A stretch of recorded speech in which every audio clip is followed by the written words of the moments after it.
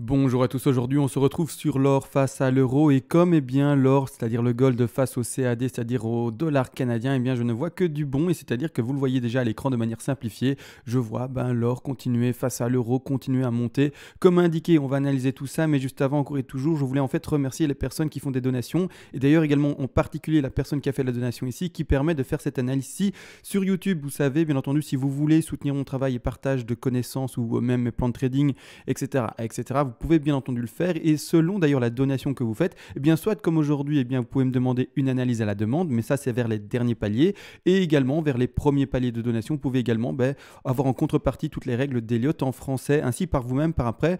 Vous pourrez, si vous le désirez, créer des plans de trading, des points d'entrée, placer des stop loss de manière calculée, mettre des take profit partiels également et faire, comme aujourd'hui vous le voyez grand, également des projections de prix. On va faire ici tout le travail, voir jusqu'où l'or en tout cas peut monter pour ces premières petites vagues. Il y a des vagues de plus grande également intensité que l'on va placer sur le graphique et qui pour le moment ne sont pas à l'écran. On commence directement d'ailleurs l'analyse et c'est parti. Donc premièrement, on a pour ma part fait en fait une très grande vague. Alors je ne l'ai pas dessiné pour le moment, mais je vais la dessiner maintenant. Je vais retirer l'élément pour le dessiner et clairement que voilà, ça soit bien visible et facile pour moi de placer. C'est-à-dire qu'on part sur vraiment une racine, d'accord. On va sur un sommet de 1 indiqué ici, un retracement de 2 qu'on va regarder ensemble avec le retracement fait bien entendu. On va chercher une grande 3, puis un retracement de 4 et puis une 5. Donc ici, il faut comprendre que ce qu'on va analyser en plus détaillé maintenant ensemble, c'est vraiment les sous-vagues ici.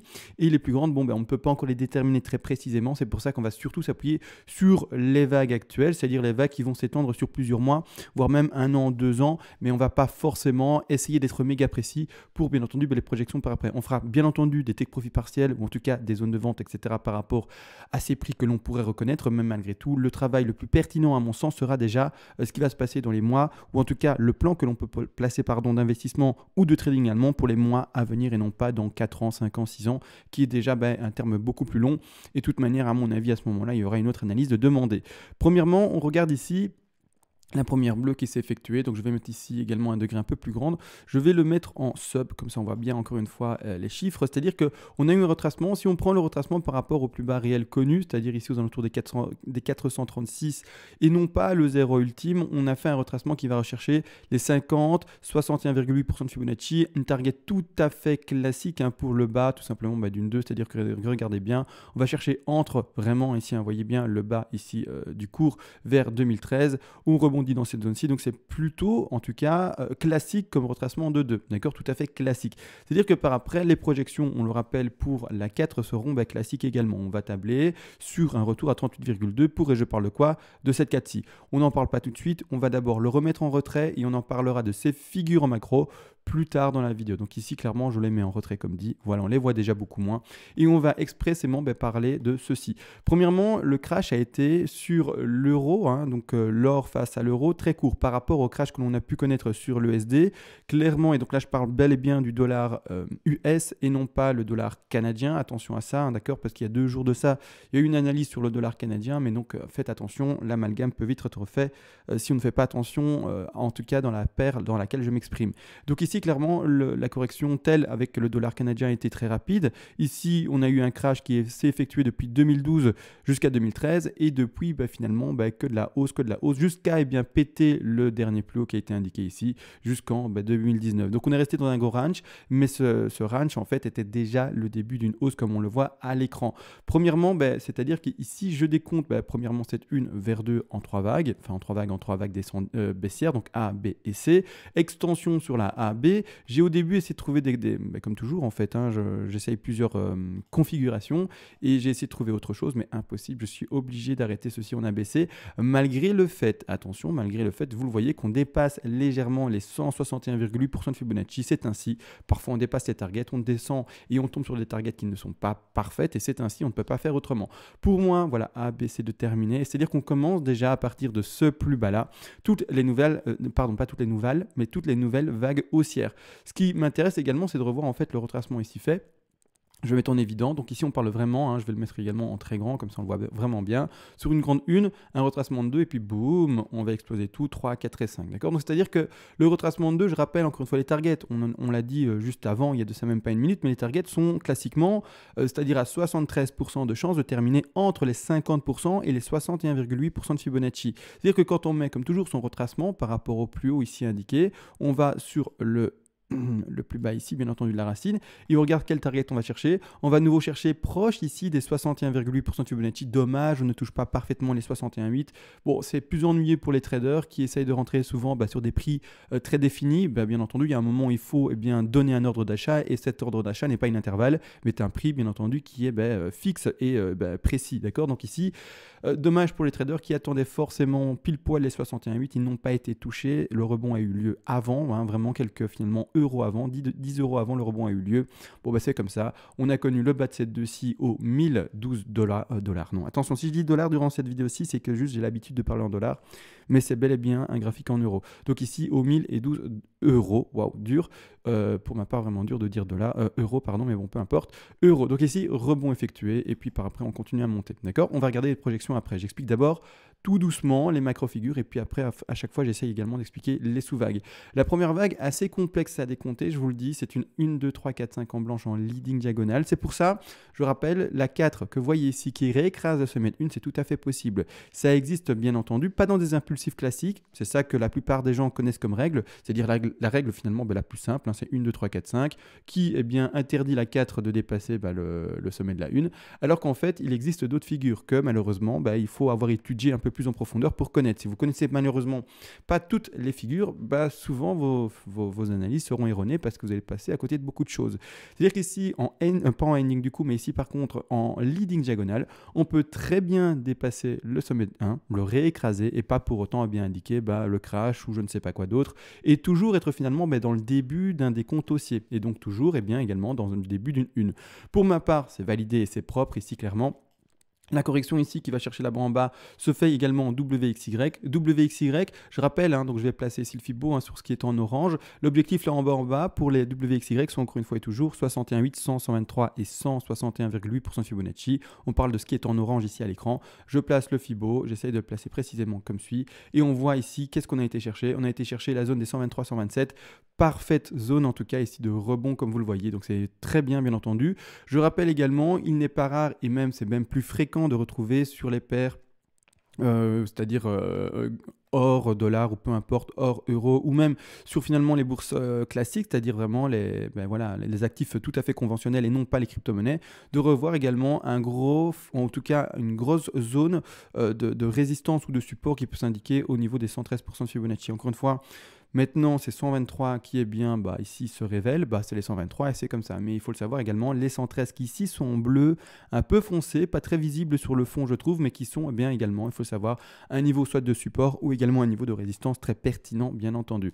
Ici clairement, on retrouve enfin le bas d'une WXY propre, on retrouve également le bas d'une 2 propre, ici dans les 50, 61,8, voire même plus proche des 61,8, donc le bas d'une 2 propre également. Ce qui va maintenant m'encourager bien entendu à faire également la projection de la 3 que l'on voit ici. On va mettre tous ces objectifs, rien de complexe encore une fois et toujours. Ici on est monthly pour travailler le travail, parce que voilà, c'est un graphique qui s'étale sur plusieurs années, voire même presque sur 10 ans, donc il est normal que je travaille ici en bougie, en monthly. Donc c'est-à-dire que quand on met en fait notre Fibo, le premier objectif que l'on peut retrouver pour le sommet d'une 3 en jaune aurait été, alors je dis aurait parce que pour ma part on continuera à péter ça à la hausse, aurait été les 161,8% de Fibonacci. C'est-à-dire que là, ceux qui serait passé à l'achat avant. Il y a de ça maintenant quelques mois, voire même 1 an, 2 ans, 3 ans, même un peu plus, d'accord?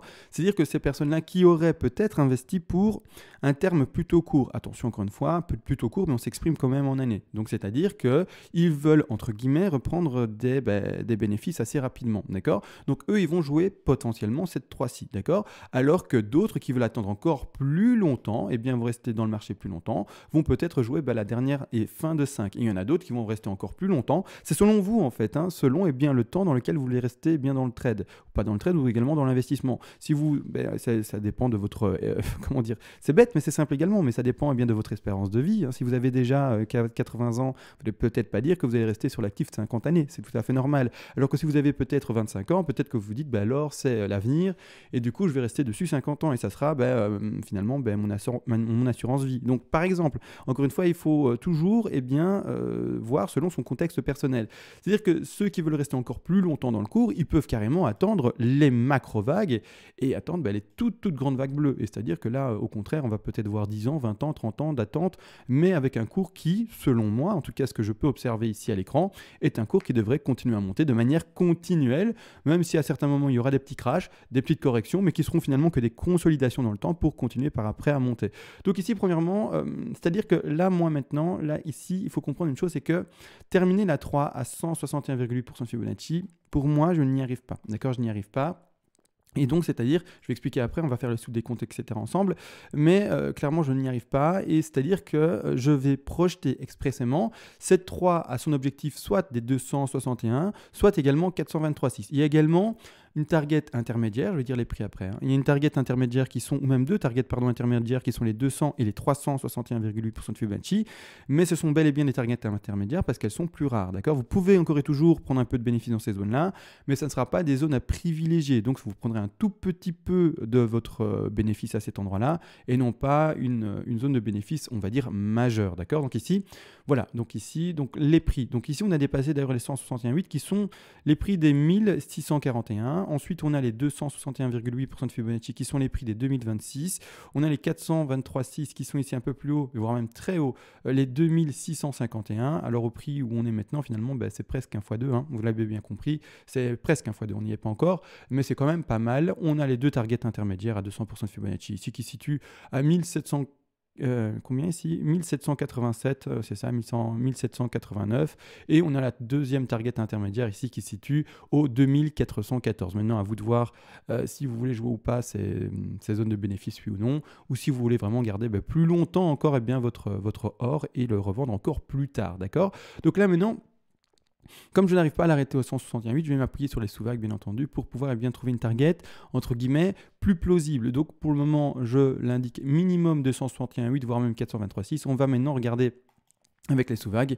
Qu'est-ce que, pour ma part, je vais pouvoir privilégier. Attention également, il est vrai que le cours du gold face à l'euro ressemble assez fortement à celui du gold face au dollar canadien qui a été fait il y a de ça 2 jours, sauf erreur de ma part, mais ce n'est pas le même décompte, ce n'est pas la même paire. Attention également à ne pas faire des amalgames, les vagues ne sont pas les mêmes, les cours sont complètement différents, l'Europe n'a rien à voir avec le Canada par exemple, donc faites attention à ça et ne vous dites pas il faut que du coup parce que le graphique ressemble fortement que ce soit exactement les mêmes vagues. Non, d'accord. Les plus bas n'ont pas été faits au même moment, les plus bas se sont faits sur d'autres vagues, etc. Vous pouvez regarder ici, c'est complètement différent. Donc non, faites attention à vous et ne faites pas cet amalgame de se dire, vu que le dollar canadien ressemble fortement à l'euro dans le développement sur l'or, d'office, ça sera les mêmes vagues. Pas du tout. Faites attention à ce développement-là qui est un raccourci et qui malheureusement peut amener des fausses hypothèses, on va dire, et c'est-à-dire des fausses projections de prix et des faux placements de vagues qui vont être complètement faussés. Donc attention à ça.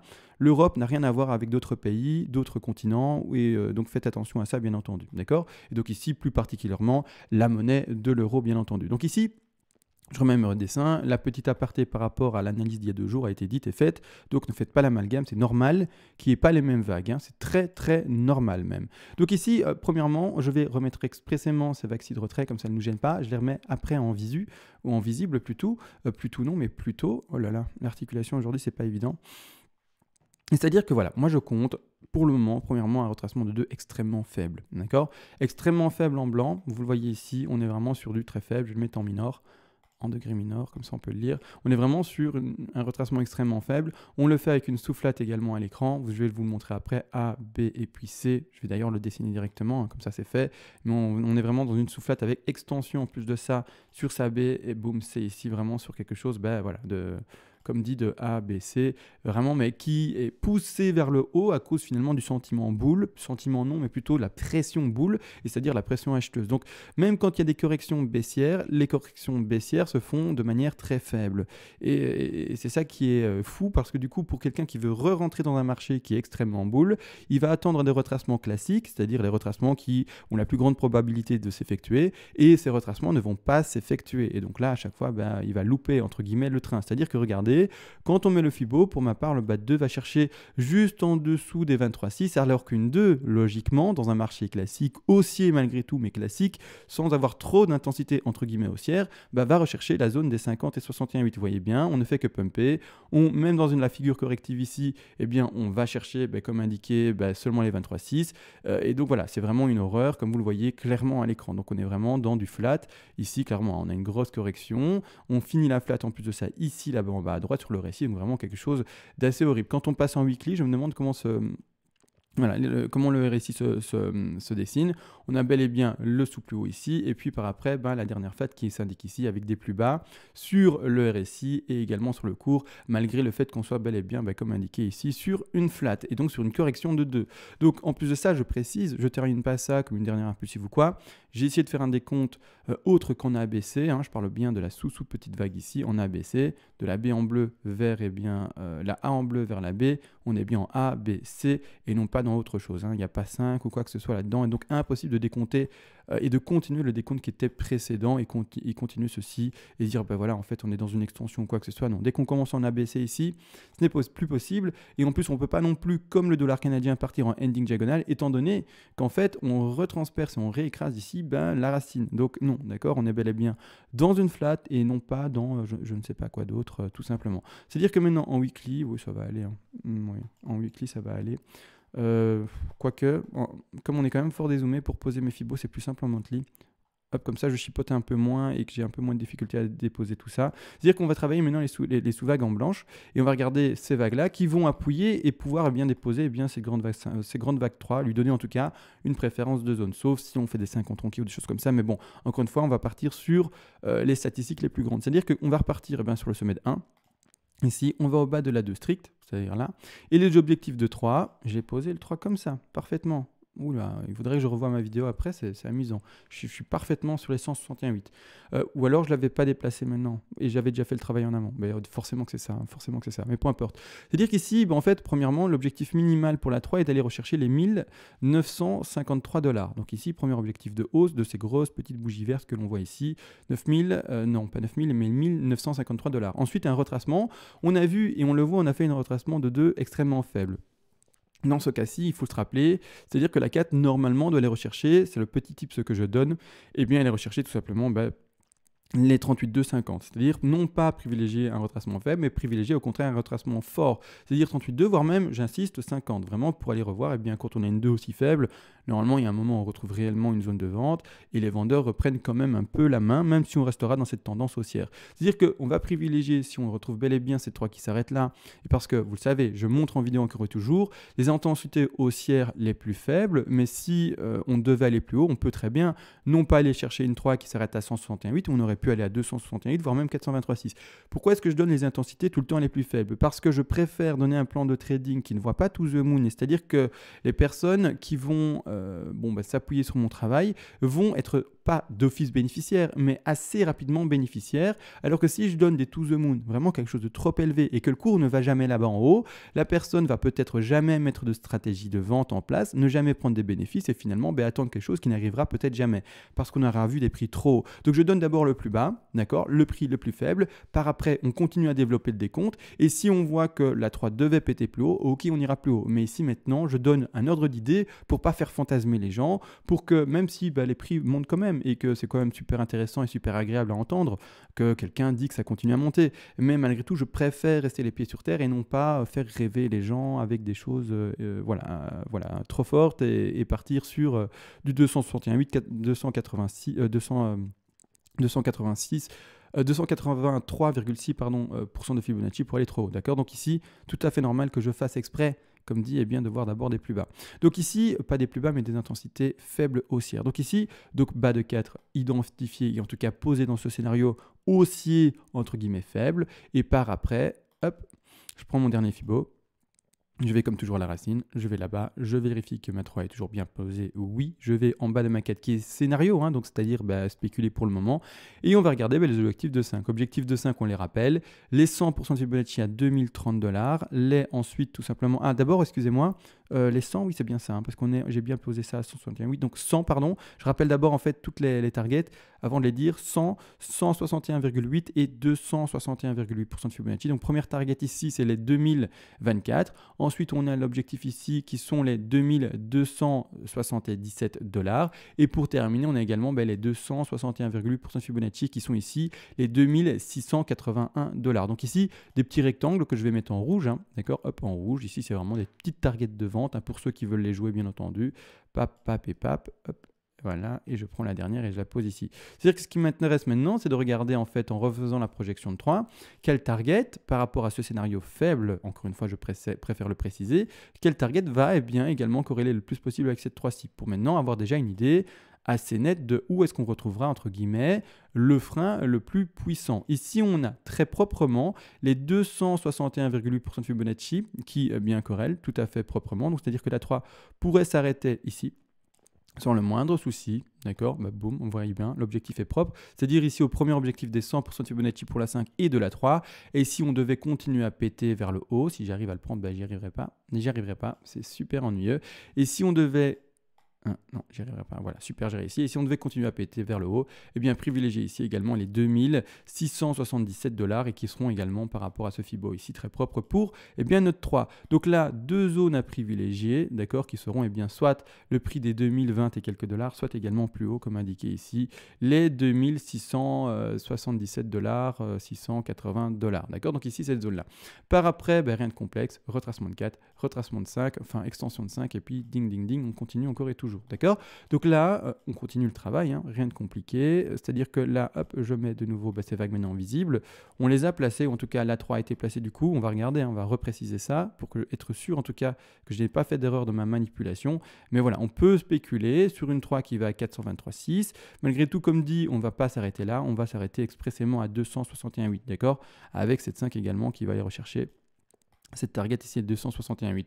Ensuite, correction. La correction classique, étant donné qu'on a été chercher une 2 tout à fait classique. La 2 ici, rappelez-vous, va chercher les 61,8.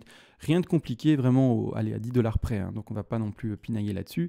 Mais c'est-à-dire que retracement de 4 tout à fait classique également. On va retrouver à ce moment-là une zone à nouveau qui va rechercher les 38,2. Donc, on va le placer à 38,2. 38,2. Bon, si c'est vraiment une intensité bullish extrême, on pourrait s'arrêter à 23,6. Mais malgré tout, encore une fois et toujours, je préfère montrer les statistiques classiques les plus grandes, et donc c'est-à-dire un retour à 38,2% de Fibonacci. Et par après, la dernière vague, en tout cas, qui peut pour le moment être la plus pertinente à mon sens, avant de commencer à parler sur des périodes de temps de 15 ans, 20 ans, 30 ans, vraiment la pertinence ici se situe pour ces vagues, à mon sens, qui sont en jaune indiquées à l'écran. C'est-à-dire que là, la dernière 5 est la toute target que l'on peut retrouver dans ce scénario que j'insiste est bullish mais faible, c'est-à-dire la première target ici à 100% de Fibonacci, ça fait un double top. Un double top, pourquoi pas, c'est quelque chose qui existe bien entendu, mais que, encore une fois, je ne préfère pas privilégier. Donc, on va avoir ensemble les 161,8% de Fibonacci ici indiqués à l'écran, voire même les 261,8% de Fibonacci, c'est-à-dire petit rectangle encore et toujours, le même travail, c'est-à-dire que hop, je mets un petit rectangle rouge ici et je mets un second petit rectangle ici qu'on va privilégier. Allez, je vais mettre les 100%, un double top, pourquoi pas. Maintenant, c'est pas ce que j'ose imaginer, mais pourquoi pas. C'est-à-dire qu'on a ici un petit rectangle rouge, et donc c'est des zones de vente, encore une fois, hein, qui sont à 2035, qui sont ici également à 2277 $, et pour terminer également ici, on est à 2661 $. C'est-à-dire que la même chose, on va refaire la même chose, voir vraiment par rapport à ce scénario, quelles sont les zones de confluence finalement, là où finalement tous les Fibonacci se croisent le plus souvent. Et c'est comme ça qu'on trouve finalement petit à petit le scénario qui est le plus probable. C'est-à-dire qu'ici on place la 2, on regarde la 3 a bel et bien été passée à 200, placée, pas passée, mais placée à 261,8, la 4 retracement classique à 38,2, et par après les objectifs de 5. Alors, tiens, ils sont... attendez, ça ici, il y a ma porte qui s'ouvre toute seule, c'est bizarre ça. Donc les objectifs de 5 ont déjà été placés, donc ça c'est propre, c'est ce que je viens de faire en fait, c'est la bleue que je devais travailler, excusez-moi. La bleue, et la bleue, elle se situe à partir d'ici. Ah là, il ne faut pas se tromper. Hein. Hop, là, bien placé, et voilà, là on est mieux. C'est-à-dire que maintenant, la 3, encore une fois, aura comme objectif normalement minimum les 161,8% de Fibonacci. Donc ici, il faut comprendre une chose, je ne vais pas privilégier dans mon plan les 123 ici, d'accord? Donc je vais vraiment privilégier une 5 qui ira rechercher soit les alentours des 161,8% de Fibonacci pour appuyer bien, le sommet de cette 2-ci, cette 3-ci qui est en bleu, d'accord? La sommet de 3 ici en bleu. Et également, par après, on peut péter plus fortement pour aller chercher les 261,8. Malgré tout, pour le moment, comme on reste dans un scénario entre guillemets faible, on va vraiment privilégier les 161,8, les 200, cette zone-ci, c'est-à-dire retour de 3 aux alentours des 2400, comme dit ici, dollars. Et par après, la même chose, on continue le travail. Je le fais en 2 minutes. C'est pas le plus pertinent à mon sens maintenant parce qu'on parle vraiment et on est vraiment sur du travail qui doit s'effectuer à mon avis dans 10, 15, 20 ans, 20 années. Et donc voilà, on est beaucoup trop tôt dans le temps, il me semble. On fait une 2 ici classique, donc on va chercher une 4 classique également à 38,2, retour des prix aux alentours des 1800, donc petit crash à nouveau à venir, et puis c'est parti, on remonte à nouveau bien dans l'ascension de notre petit gold face ici à l'euro. Maintenant voilà, comme dit là, maintenant les chiffres que je vais donner sont pertinents pour ceux qui vont peut-être garder, et encore, est-ce qu'ils sont réellement pertinents vu le temps qu'il va y avoir et vu peut-être toutes les vagues plus fortes qu'il y aura. Franchement, je ne sais pas. Bon, mais je le fais quand même pour donner un ordre d'idée pour ceux qui sont vraiment sur cet actif-ci, sur l'or, pour vraiment du très très long terme. C'est-à-dire que vous allez devoir, normalement à la fin d'un cycle qui est haussier, je préfère insister, mais faiblement haussier, revoir normalement un prix minimum pour un terme long, je reprécise, vraiment sur des macro-figures très très grandes, et bien retrouver un minimum de 2828 ici euros. Puis après, on peut espérer un peu plus fort qui sont ici les 3433 dollars et voire même ici les 268 qui sont 4418 dollars. Donc ici, vraiment, ceux qui gardent longtemps leur actif, qui identifie ces vagues-là et qui arrive à tout décompter et se dire, voilà, je suis maintenant dans ma 4 vers ma 5, donc ça concerne dans 10-15 ans, je ne sais pas combien de temps, mais ça concerne vraiment des personnes qui vont rester très très longtemps dans cet actif-là. Une fois que vous aurez réussi à déterminer où sera la 3 et où sera le bas de 4, et vu le rebond, là, ça sera les TP à placer. De toute manière, à ce moment-là, d'ici ces années-là, vous imaginez bien qu'il y aura comme toujours des rétrospectives, des mises à jour et des suivis de cette analyse-ci, et que on va pas se baser dans 10-15 ans sur l'analyse d'aujourd'hui, il me semble, à mon avis. Il y aura des mises à jour et un suivi de l'analyse plus précis, bien entendu. Donc voilà, la 5 peut également monter là, là ou là, d'accord? Pour le moment, et du coup, je ne vois pas de crash, je ne vois pas de réel crash, en tout cas, je ne vois pas de raison de lâcher l'or. L'or est un excellent investissement. Par rapport à l'euro, réellement, il surperforme tout, donc c'est pour le moment un des meilleurs investissements que l'on peut préconiser, bien entendu. En période de crash, pour le S&P 500, l'or, au contraire, il a surperformé également. Donc pour moi vraiment l'or c'est juste parfait quoi. Donc voilà, si vous en avez, gardez-le, d'accord. Si même vous avez de l'or physique, c'est encore mieux et ne le vendez pas, gardez-le. C'est vraiment quand il y a les guerres, pour donner un exemple, la seule monnaie qui existe entre les pays c'est l'or. Donc il faut comprendre une chose, c'est que les banques, nationales, etc. Leurs caves elles sont remplies d'or, leur coffre c'est rempli d'or, d'accord. Donc voilà, il faut comprendre une chose, c'est que l'or c'est la seule monnaie qui actuellement a une réelle valeur sur ce pauvre petit monde. C'est-à-dire que nos petits papiers en euros, nos petits papiers en dollars et nos petits papiers en ce que vous voulez n'a qu'une valeur qu'on peut lui donner. Mais l'or, au contraire, je ne sais pas comment l'expliquer, mais c'est vraiment une valeur refuge et c'est la seule monnaie en fait qui existe réellement selon moi. D'accord? Donc maintenant voilà, encore une fois là c'est un avis personnel, mais pour moi l'or c'est quelque chose, c'est vraiment une valeur refuge. Et c'est vraiment important d'en avoir un peu, d'accord? Parce que comme dit, en cas de guerre, c'est la seule, et c'est la seule qui vaut entre les pays. Ils vont pas se donner des dollars ou des euros ou des francs suisses ou je sais pas quoi. C'est de l'or, ils se donnent de l'or, ils s'échangent de l'or. Donc voilà, c'est très important de le comprendre. Donc là maintenant, on a tout vu pour l'or face à l'euro, que finalement des bons signes, c'est-à-dire qu'on est haussier pour ma part pour celui-ci. Sur du long terme, on est bien, on est vraiment très bien ici. Et donc voilà, tout a été dit à mon sens, on se laisse, on se retrouve comme toujours d'ici quelques heures et ciao.